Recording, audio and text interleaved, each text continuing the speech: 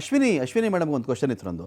Madam ಈಗ ಏನಾಗುತ್ತೆ, ನಾವು ಹಾಗೆ ರಾಜಕೀಯ ಪಕ್ಷಗಳ ಪ್ರಾತಿನಿಧ್ಯ ಇದು ಮೀಸಲಾತಿ ಅಂತಲ್ಲ, ಪೊಲಿಟಿಕಲ್ ಪಾರ್ಟಿಗಳು ಈ ಒಂದು ಲೋಕಸಭೆಯಲ್ಲಿ ಎಷ್ಟರ ಮಟ್ಟಿಗೆ ಮಹಿಳೆಯರಿಗೆ ಸೋಫಾರ್ ಪ್ರಾತಿನಿಧ್ಯವನ್ನು ಕೊಟ್ಕೊಂಡು ಬಂದಿದ್ದಾರೆ. ಒಂದು ಆದರ್ಶ ಇರಬೇಕಲ್ಲ. ಕಾಂಗ್ರೆಸ್ ಅವರು ಎಷ್ಟು ಜನಕ್ಕೆ ಮಾಡಿದ್ದಾರೆ ಎಂ ಪಿಗಳು, ಬಿ ಜೆ ಪಿಯವರು ಎಷ್ಟು ಜನಕ್ಕೆ ಮಾಡಿದ್ರಿ, TMC ಎಷ್ಟು ಜನಕ್ಕೆ ಮಾಡಿದ್ದಾರೆ, DMK ಅಂತ ಬಂದಾಗ ಹಾಗೆ ಒಂದು ಲೆಕ್ಕ ನೋಡ್ತಿದ್ದೆ ಮೇಡಮ್ ನಾನು. Modi 3.0 council of ministers madam ಇಲ್ಲಿ 72 ಜನ ಮೆಂಬರ್ಸ್ ಇದ್ದಾರೆ. ಇದರಲ್ಲಿ ಕೌನ್ಸಿಲ್ ಆಫ್ ಮಿನಿಸ್ಟರ್ಸ್ನಲ್ಲಿ 72 ಜನ ಮೆಂಬರ್ಸ್ ಇದ್ದಾರೆ. ಇದರಲ್ಲಿ 7 ಜನ ಮಹಿಳೆಯರು, ಇಬ್ಬರು ಮಾತ್ರ. ಅದರಲ್ಲಿ ಯಾರು? ನಿರ್ಮಲಾ ಸೀತಾರಾಮನ್ ಅವರು, ಅನ್ನಪೂರ್ಣ ದೇವಿ. ಕ್ಯಾಬಿನೆಟ್ ರ್ಯಾಂಕ್ ಇರೋದು ಇಬ್ಬರಿಗೆ. ಈ ಒಂದು ವಿಚಾರದಲ್ಲಿ ಬೇರೆ ಪಾರ್ಟಿದು ನಾವು ಚೆಕ್ ಮಾಡ್ಕೊಂಡು ಬಂದ್ವಿ. ಅಂದರೆ ಪರ್ಸೆಂಟೇಜ್ ಅಂತ ಬಂದಾಗ ಬರೀ 10% ಜನಗಳಿಗೆ ಮಾತ್ರ ಈ ಒಂದು ಕ್ಯಾಬಿನೆಟ್ ವಿಚಾರದಲ್ಲಿ, ಕೌನ್ಸಿಲ್ ಆಫ್ ಮಿನಿಸ್ಟರ್ಸ್ ವಿಚಾರದಲ್ಲಿ ಮಹಿಳೆಯರಿಗೆ ಮೀಸಲು ಇರೋದು ಅಥವಾ ಅವರಿಗೆ ಪ್ರಾತಿನಿಧ್ಯ ಕೊಟ್ಟಿರೋದು ಅಂತ ಭಾವಿಸೋಣ ನಾವು ಈ ಒಂದು ಟೈಮ್ಗೆ. ಇನ್ನೊಂದು ಕಡೆ ಇಲ್ಲಿ 240 MP ಗಳಲ್ಲಿ 31 ಜನ ವಿಮೆನ್ನು, 31 ಜನ. ಇದೆಷ್ಟಾಗುತ್ತೆ ಅಂದರೆ 12.9% ಅಂತ ಆಗುತ್ತೆ. ಇನ್ನೊಂದು ಕಡೆ ಚೆಕ್ ಮಾಡಿಕೊಂಡಾಗ TMC 37.9% ಮಹಿಳೆಯರಿಗೆ ಅವಕಾಶ ಕೊಟ್ಟಿದೆ ಇಲ್ಲಿ MP ನೀವು ಅಂತ ಹೇಳಿ. DMK 18.2% ಇದೆ. TMC 37.9 ಅಂತ ಹೇಳಿದೆ, DMK 18.2 ಅಂತ ಹೇಳಿದೆ, ಕಾಂಗ್ರೆಸ್ 13.1 ಇದೆ. ಬಟ್ BJP ಅಂತ ಬಂದಾಗ ಲೀಸ್ಟ್ ಅಂತ ಬರೋದು ದೊಡ್ಡ ಪಾರ್ಟಿಗಳು BJPನೇ ಅಲ್ವಾ. ಒಂದು BJPಯಿಂದನೇ ಒಂದು ಅಭಿಯಾನ ಶುರು ಆಗ್ಬಿಡ್ಬೇಕಾಗಿತ್ತಲ್ವಾ. ಇದು ಯಾವ್ದಾದ್ರು ಮೀಸಲಾತಿ ಬರಲಿ ಬರದೇ ಇರಲಿ, ನನ್ನ ಪಾರ್ಟಿಯಿಂದ ಮಹಿಳೆಯರಿಗೆ ಜಾಸ್ತಿ ಟಿಕೆಟ್ ಕೊಡ್ತೀನಿ ಅಂತ ಹೇಳೋದು ಯಾಕಾಗಲಿಲ್ಲ? ಖಂಡಿತ ಒಳ್ಳೆ ಪ್ರಶ್ನೆ ರಮಾಕಾಂತ್ ಅವರೇ. ಇದು ಬಿಜೆಪಿನಲ್ಲಿ ಇಲ್ಲಿವರೆಗೂ ನಾವು ನೋಡ್ತಾ ಇರೋ ಹಾಗೆ ಹೆಚ್ಚಿನ ಪ್ರಮಾಣದಲ್ಲಿ ಲೋಕಸಭೆಯಲ್ಲಿ ಕೊಟ್ಟಿರುವಂತದ್ದು ಬಿಜೆಪಿ ಪಕ್ಷನೇ ಹೆಣ್ಣು ಮಕ್ಕಳಿಗೆ. Not only that in electoral politics, BJP ಒಂದು ಕೆಡರ್ ಬೇಸ್ ಪಕ್ಷವಾಗಿ ಸಂಘಟನೆಯಲ್ಲೂ ಸಹ ನಾವು ಆಲ್ಮೋಸ್ಟ್ 45 to 50% ಹೆಣ್ಣು ಮಕ್ಕಳು ಕೆಲಸ ಮಾಡ್ತಾರೆ ಇಲ್ಲಿ. ಬೇರೆ ಬೇರೆ ಜವಾಬ್ದಾರಿಗಳು ಬೂತ್ ಇಂದ ಹಿಡಿದು ರಾಷ್ಟ್ರೀಯ ಮಟ್ಟದವರೆಗೂ ಆಲ್ಮೋಸ್ಟ್ 45 to 50% ಅಷ್ಟು ಹೆಣ್ಣು ಮಕ್ಕಳೇ ಇರೋವಂಥದ್ದು.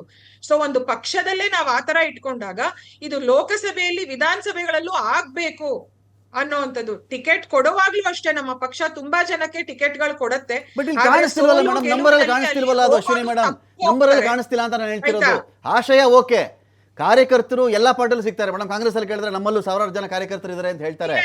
ಆಶಯದಲ್ಲಿ ನಿಮ್ಮ ಪಾರ್ಟಿಯಿಂದ ಓನ್ಲಿ 12.9% ಅಷ್ಟೇ ನಿಮ್ಮ ಪಾರ್ಟಿ ಕೊಟ್ಟಿರೋ ಮೀಸಲಾತಿ ಇರುವಂತಹ ಪಕ್ಷ ರಮಾಕಾಂತ್ ಅವರೇ. ನಮ್ದು ಸಂಘಟನೆಯ ಪಕ್ಷ. ಆಕ್ಚುಲಿ ನಮ್ದು ಎಲೆಕ್ಷನ್ ಟೈಮ್ಗೆ ಜನರನ್ನ ಸೇರಿಸ್ಕೊಂಡು ಪಾರ್ಟಿ ಮಾಡ್ಕೊಂಡು ಎಲೆಕ್ಷನ್ ಚುನಾವಣೆ ಮಾಡುವಂತ ಪ್ರಚಾರ ಮಾಡುವಂತ ಪಕ್ಷ ನಮ್ದಲ್ಲ. ನಮ್ದು ಕೆಡರ್ ಬೇಸ್ಡ್ ಪಾರ್ಟಿ. 365 ದಿನ 7 ದಿನ ನಾವು ವರ್ಕ್ ಮಾಡ್ತೀವಿ. ಈ ರೀತಿಯಾದಂತಹ ಪಾರ್ಟಿ. ನಾವು ಇದನ್ನ ಮಾಡಕ್ ಹೊರಟಿವಿ. ಮೇಡಮ್ ಇದನ್ನ ಯಾಕೆ ಹೇಳಿದೆ ನಾನು ಅಂದ್ರೆ ಮೇಡಮ್ ಔಟ್ ಆಫ್ ಮೇಡಮ್ ಕಳೆದ ಬಾರಿ ಅಶ್ವಿನಿ ಮೇಡಮ್ ಕಳೆದ ಬಾರಿ ಎಲೆಕ್ಷನ್ ನಲ್ಲಿ ಮೇಡಮ್ ನಾನು ನಂಬರ್ ಹೇಳ್ತಾ ಇದ್ದೀನಿ ಮೇಡಮ್, ನೀವು ಆಶಯಗಳು ಹೇಳ್ತಾ ಇದ್ದೀರಿ. ಇದು ಆಶಯ ಇದಲ್ಲ ಪ್ರಶ್ನೆ, ಇಲ್ಲಿ ನಂಬರ್ ಪ್ರಶ್ನೆ ಇಲ್ಲಿ. ಅಶ್ವಿನಿ ಮೇಡಮ್ ನೋಡಿ ಇಲ್ಲಿ 440 candidates madam. Madam Ashwini madam 440 ಕ್ಯಾಂಡಿಡೇಟ್ಗಳು ಮೇಡಮ್. ನೀವು ಕೇಳಿಸ್ಕೊಳ್ತಾ ಇದ್ರೆ ಮೇಡಮ್, ಈ ಡಿಬೇಟ್ ನಾನು ಗಲಾಟೆಗೆ ಮಾತಾಡ್ತಿಲ್ಲ. ಇದು ಗಲಾಟೆ ವಿಚಾರ ಅಲ್ಲ, ಇದು ಡೇಟಾ, ಅಂಕಿಅಂಶಗಳ ವಿಚಾರ. ಇದು ನನ್ನ ಪ್ರಶ್ನೆ ಕೇಳಿಸ್ಕೊಂಡೆ ಉತ್ತರ ಕೊಡಿ ನೀವು. 440 ಜನ ಕ್ಯಾಂಡಿಡೇಟ್ಗಳನ್ನ ಫೀಲ್ಡ್ಗೆ ಇಳಿಸಿದ್ದು ಮೇಡಮ್ ಕಳೆದ ಬಾರಿ ಚುನಾವಣೆ ಲೋಕಸಭೆ ಬಿಜೆಪಿ. ಅಬ್ಕೆ ಬಾರ್ 400 ಪಾರ್ ಅಂತ ಮಾತಾಡ್ತಾ ಇದ್ರಿ. ಓಕೆ, ಇದರಲ್ಲಿ 69 ಜನಕ್ಕೆ ಮಾತ್ರ ಮಹಿಳೆಯರಿಗೆ ನೀವು ಟಿಕೆಟ್ ಕೊಟ್ಟಿದ್ದು ಮೇಡಮ್. ಇದು 33% ಅನ್ನ ಯಾವ ಆ್ಯಂಗಲಲ್ಲಾದರೂ ಜಸ್ಟಿಫೈ ಮಾಡುತ್ತಾ? ನಾನು 2023 ಆದ್ಮೇಲೆ ಕತೆ ಕೇಳ್ತಾ ಇರೋದು. ನಾನು ಹೆಂಗಾದ್ರೂ ಜಸ್ಟಿಫೈ ಮಾಡ್ಲಿಕ್ಕೆ ಸಾಧ್ಯನಾ? ಇದು ಅದಕ್ಕೆ ತರಬೇಕು ಅಂತ ಹೊರಟಿರೋದು ನಾವು. ಈ ರೀತಿ ಕಡಿಮೆ ಸಂಖ್ಯೆ ಇರಬಾರ್ದು. ಟಿಕೆಟ್ ಕೊಟ್ಟೆ ತೋರಿಸಬಹುದಾಗಿತ್ತಲ್ಲ ಮೇಡಮ್, ಅದನ್ನ ಟಿಕೆಟ್ ಕೊಟ್ಟೆ ತೋರಿಸಬಹುದಾಗಿತ್ತಲ್ಲ ಅದನ್ನ. ಪ್ರಶ್ನೆ ಕೇಳಿದಿರಾ ಅಲ್ಲ, ನೀವು ಪ್ರಶ್ನೆ ಕೇಳ್ತೀರಾ ರಮಾಕಾಂತ್ ಅವ್ರೆ, ನಾನು ಉತ್ತರ ಕೊಡೋ ಅಷ್ಟರಲ್ಲಿ ನೀವು ಮತ್ತೆ ಇನ್ನೊಂದು ಪ್ರಶ್ನೆ ಕೇಳ್ತೀರಾ. ಹಾಗಾಗಿನೇ ನಾವು 2029 ಈಗಾಗಲೇ ತುಂಬಾ ಲೇಟ್ ಆಗಿದೆ. 2029 ಲೋಕಸಭಾ ಎಲೆಕ್ಷನ್ಸ್ ಟೈಮ್ ನಾವ್ ಇದನ್ನ ತಗೊಂಡ್ಬರ್ಬೇಕು ಅಂತಾನೆ ಮಾಡಿದ್ದು. ಆಮೇಲೆ ಕಾಂಗ್ರೆಸ್ ಅವ್ರು ಹೇಳ್ತಾರೆ 1970s ಬೇಸ್ಡ್ ಮೇಲೆ ನಾವು ಡಿಲಿಮಿಟೇಷನ್ ಮೇಲೆನೆ ಮಾಡ್ಬೇಕು ಅಂತ ಹೇಳ್ತಾರೆ. ಇವ್ರು ಯಾವ ನೈತಿಕತೆ ಮೇಲೆ ಹೇಳ್ತಾರೆ? ಅವಾಗ ಇದ್ದಂತಹ ದೇಶದ ಜನಸಂಖ್ಯೆ ಬಂದು 58 ಕೋಟಿ, ಇವತ್ತಿರುವಂತದ್ದು ಹತ್ತತ್ರ 140 ಕೋಟಿ. ಹಾಗಾಗಿ ಈಗ ನಮ್ಮ ನಾಯಕರು ಏನ್ ಹೇಳಿದ್ದು ಅಂತಂದ್ರೆ, ಡಿಲಿಮಿಟೇಷನ್ ಮಾಡುವಾಗ ನಾವ್ ಇರುವಂತ ಕಾನ್ಸ್ಟಿಟ್ಯೂಯೆನ್ಸೀಸ್ ಯಾವ ದಕ್ಷಿಣ ಭಾರತದ ರಾಜ್ಯಗಳಿಗೂ ಕೂಡ ಅನ್ಯಾಯ. ಯಾಕೆಂದ್ರೆ ಅದೊಂದು ಹುಸಿ ಬಾಂಬ್ ಹಾಕಿ ಇಟ್ಟಿದಾರಲ್ಲ ಇಡೀ ದೇಶದಲ್ಲಿ, ಕಾಂಗ್ರೆಸ್ ಸುಳ್ಳು ಹಬ್ಸಿ ಇಟ್ಟಿದಾರಲ್ಲ ದಕ್ಷಿಣ ಭಾರತದ ರಾಜ್ಯಗಳಿಗೆ ಅನ್ಯಾಯ ಆಗುತ್ತೆ ಅಂತ.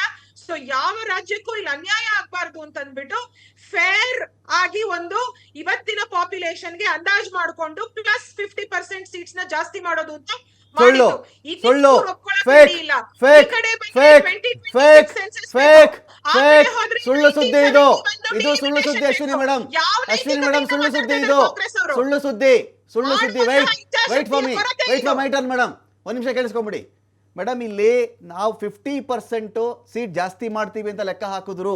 ಫಸ್ಟ್ ಆಲ್ 50% ಅನ್ನೋದೇ ಬಿಲ್ನಲ್ಲಿ ಇಲ್ಲದೆ ಇರೋದು, ಬಿಲ್ಲಲ್ಲಿ ಅದನ್ನು ಬರೆದಿಲ್ಲ. ಅಕಸ್ಮಾತ್ ಬರೆದಿದ್ರೆ ನೀವು ನನಗೆ ಎಲ್ಲಾದರೂ ಡೌನ್ಲೋಡ್ ಮಾಡ್ಕೊಂಡಾದ್ರೂ ಸರಿ, ನನಗೆ ನನ್ನ ನಂಬರ್ ನಿಮ್ಮ ಬಳಿ ಇದೆ ನಾನು ಭಾವಿಸಿದ್ದೀನಿ, ಕಳಿಸಿದ್ರು ಸರ್ ನಾನು ಒಪ್ಕೊಳಕ್ಕೆ ರೆಡಿ ಇದ್ದೀನಿ. ಕೇಳಿಸ್ಕೊಳ್ಳಿ ಮೇಡಮ್, ನೋಡಿ ಕೇಳಿಸ್ಕೊಳ್ಳಲ್ಲ ನೀವು ಮಾತಾಡೋದು ಕೇಳಿಸ್ಕೊಂಡಿದ್ದೀನಿ ನಾನು. ನೀವೇನು ಹೇಳಿದ್ರಿ ಮೇಡಮ್? ಒಂದು ನಿಮಿಷ ದಕ್ಷಿಣದ ರಾಜ್ಯಗಳಿಗೆ ಅನ್ಯಾಯ ಆಗಲ್ಲ, ಸುಳ್ಳು ಸುದ್ದಿಯನ್ನ ಕಾಂಗ್ರೆಸ್ ಬಿಜೆಪಿ ಬಿಟ್ಬಿಡಿ ಮೇಡಮ್, ಕಾಂಗ್ರೆಸ್ ಬಿಜೆಪಿ ಬಿಟ್ಬಿಡಿ. ದಕ್ಷಿಣದ ರಾಜ್ಯದ ಕರ್ನಾಟಕ ರಾಜ್ಯದ ಒಬ್ಬ ಮನುಷ್ಯನಾಗಿ ನಾನು ಕೇಳ್ತಾ ಇದ್ದೀನಿ. ಇಲ್ಲಿದ್ದು ಉತ್ತರದ ರಾಜ್ಯಗಳಿಗೆ ನೀವು ಯಾವ ಆಂಗಲ್ ಲೆಕ್ಕ ಹಾಕಿದ್ರು 600+ ಸೀಟ್ಗಳು ಬರ್ತಾವಲ್ಲಿ.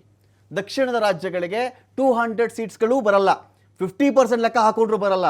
ಅಂಥದ್ರಲ್ಲಿ ನೀವೇ ಹೇಳಿದ್ರಿ 71 ಸೆನ್ಸಸ್ ಹೇಳ್ತಾ ಇದಾರಲ್ಲ ಇವರು, ಏನು ಲೆಕ್ಕಾಚಾರ ಆಗ್ತಿದ್ದಾರೆ ಇವರು, 58 ಕೋಟಿ ಜನಸಂಖ್ಯೆ, ಇವತ್ತಿನ ಲೆಕ್ಕ ಹಾಕಿ ಹೇಳ್ಬೇಕಲ್ವಾ ಅಂತ. ಇವತ್ತಿನ ಲೆಕ್ಕ ಹಾಕಿ ಅಂತ ಕೇಳಿದ್ರೆ 2011 ಅಂತೀರಿ, 2011 ಲೆಕ್ಕ ಹಾಕ್ಬೇಕು ನಾವೀಗ 15 ವರ್ಷದ ಹಿಂದೆ ಇದ್ದು ಪಾಯಿಂಟ್. ಕೇಳಿಸ್ಕೊಳ್ಳಿ ಮೇಡಮ್, ಕೇಳಿಸ್ಕೊಳ್ಳಿ ಮೇಡಮ್, ಕೇಳಿಸ್ಕೊಳ್ಳಿ ಮೇಡಮ್, ಕೇಳಿಸ್ಕೊಳ್ಳಿ ಮೇಡಮ್, ಒಂದು ನಿಮಿಷ ಕೇಳಿಸ್ಕೊಳ್ಳಿ ಮ್ಯಾಮ್. ಏನೂ ಹೇಳಕ್ಕಾಗಲ್ಲ ಮೇಡಮ್ ನಾವು. ನಾನಿಲ್ಲಿ ಈ ಡಿಬೇಟ್ ಅನ್ನ ಅಂಕಿಅಂಶ ಇಟ್ಕೊಂಡು ಕೂತಿದ್ದೀನಿ ಮೇಡಮ್ ನಾನು. ಕೇಳಿಸ್ಕೊಳ್ಳಿ ಮೇಡಮ್, 50% ಕೇಳಿಸ್ಕೊಳ್ಳಿ, 50% ಅನ್ನೋ ವಿಚಾರ ಇದೆಯಲ್ಲ, ಈ ಶತಮಾನದಲ್ಲಿ ನಾವು ಕೇಳೋ ದೊಡ್ಡ ಸುಳ್ಳು. ಯಾಕೆ ಹೇಳ್ತೀನಿ, ಐ ವಿಲ್ ಟೆಲ್ ಯು. 50% ಅದನ್ನು ನೀವು ಮಾಡುವುದೇ ಆದರೆ ಯಾವ ಸೆನ್ಸಸ್ಸು ಬೇಕಾಗಲ್ಲ, ಇದಕ್ಕೆ ಯಾವುದೇ ಸೆನ್ಸಸ್ ಅವಶ್ಯಕತೆನೇ ಬರಲ್ಲ.